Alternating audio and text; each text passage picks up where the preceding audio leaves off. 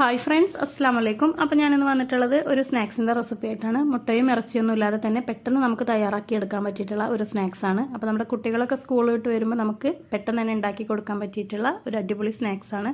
അപ്പോൾ നമുക്കിത് എങ്ങനെ തയ്യാറാക്കാൻ നോക്കാം. അപ്പോൾ നമുക്കിതിലേക്ക് വേണ്ടത് ബ്രെഡാണ്. ഞാനിവിടെ ഒരു 4 ബ്രെഡ് എടുത്തിട്ടുണ്ട്. അതിൻ്റെ സൈഡൊന്നും കളയേണ്ട ആവശ്യമൊന്നുമില്ല. ഇനി നമുക്കിത് കൈ വെച്ചിട്ട് തന്നെ ഇതേപോലെ ഒന്ന് ചെറിയ കഷ്ണങ്ങളാക്കിയിട്ട് ഈ ഒരു ബൗളിലേക്ക് ഇട്ട് കൊടുക്കാം. ഇപ്പോൾ ബ്രെഡൊക്കെ ഇതുപോലെ ആക്കി എടുത്തിട്ടുണ്ട്. ഇനി നമുക്കിതിലേക്ക് ഉരുളൻകിഴങ്ങ് ചേർത്ത് കൊടുക്കാം. ഞാനൊരു 2 ഉരുളൻകിഴങ്ങ് വേവിച്ചിട്ട് ഉടച്ചെടുത്തതാണ്. അപ്പോൾ അത് ചേർത്ത് കൊടുക്കുന്നുണ്ട്. ഇനി ഇതിലേക്ക് സവോളയും അതേപോലെ തന്നെ എരിവിന് ആവശ്യത്തിനുള്ള പച്ചമുളകും കൂടെ ചേർത്ത് കൊടുക്കാം. ഇനി ഇതിലേക്ക് നമുക്ക് കുറച്ച് പൊടികൾ ചേർത്ത് കൊടുക്കാം. 1/4 ടീസ്പൂൺ ഗരം മസാല, 1/4 ടീസ്പൂൺ മഞ്ഞൾപ്പൊടി, 1/2 ടീസ്പൂൺ ചിക്കൻ മസാല, 1/2 ടീസ്പൂൺ മല്ലിപ്പൊടി.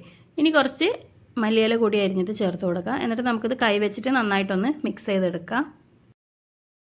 ഇപ്പോൾ ഞാനിവിടെ നല്ല രീതിക്ക് തന്നെ ഒന്ന് മിക്സ് ചെയ്ത് കുഴച്ചെടുത്തിട്ടുണ്ട്. ഇനി നമുക്കിതിൽ നിന്ന് ചെറിയ ചെറിയ ബോൾസ് ആക്കിയിട്ടൊന്ന് മാറ്റിയെടുക്കാം. അപ്പോൾ നിങ്ങൾക്ക് ഇഷ്ടമുള്ള ഷേപ്പിൽ നിങ്ങൾക്ക് ആക്കിയെടുക്കാം. ഞാനിവിടെ ഈ ഒരു ഷേപ്പാണ് ആക്കിയെടുത്തിട്ടുള്ളത്. ഇതേപോലെ നമുക്ക് ബാക്കിയെല്ലാം തന്നെ ചെയ്തെടുക്കാം.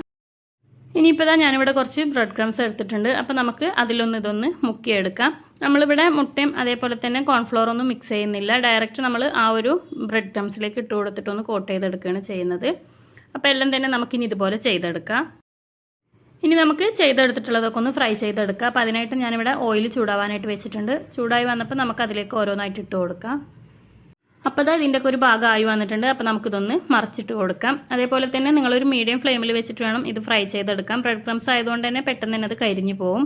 അപ്പോൾ നമുക്കെല്ലാം തന്നെ മറിച്ചിട്ട് കൊടുക്കാം. ഇത് കട്ട്ലേറ്റിൻ്റെ അതേപോലെ തന്നെയാണ്. നമുക്കൊരു ഗോൾഡൻ കളർ ആകുന്നവരെ ഇതൊന്ന് ഫ്രൈ ചെയ്തെടുക്കാം. അപ്പോൾ അതിൻ്റെ മറ്റേ ഭാഗമൊന്നും ആയി വന്നിട്ടുണ്ട്. അപ്പോൾ നമുക്കിത് ഒന്നും കൂടെ ഒന്ന് തിരിച്ചിട്ട് കൊടുക്കാം. അങ്ങനെ നല്ലൊരു ഗോൾഡൻ കളർ ആക്കിയിട്ട് നമുക്കിതൊന്ന് ഫ്രൈ ചെയ്തെടുക്കാം. അപ്പോൾ നമ്മുടെ സ്നാക്സ് ഒക്കെ ഇവിടെ റെഡി ആയിട്ടുണ്ട്. അപ്പോൾ നമുക്കിതൊന്ന് എണ്ണയിൽ നിന്ന് കോരിയെടുക്കാം.